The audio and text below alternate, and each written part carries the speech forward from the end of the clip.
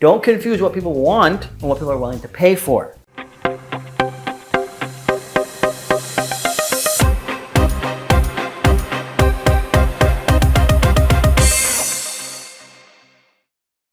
You could just do tax and preparation, but we also do consulting. So we wrap our minds behind what is the business? How does the business function? How can we improve this business? And we consult and we advise. That same concept is applied towards the real estate. One market could be great for housing. This is a great housing market, but we wouldn't want to touch anything that's office space. Where in another market, the need, what does the people need? What do the customers of the area need? They need office space. So what are we going to do is highest and best use is office space. So when we're going into a market, what we're doing is we're doing research to see what is the demand of the area. And based off of that demand, are they willing to pay for it?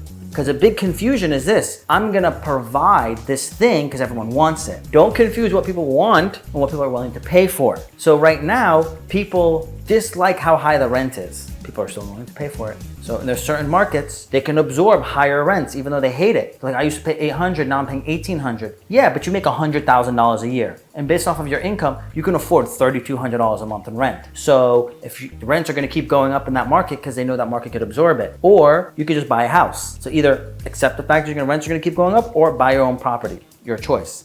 So there's a difference between what the market wants and what the market pays, what is willing to pay for. So what we do is we figure out what does the market want and what are they willing to pay for.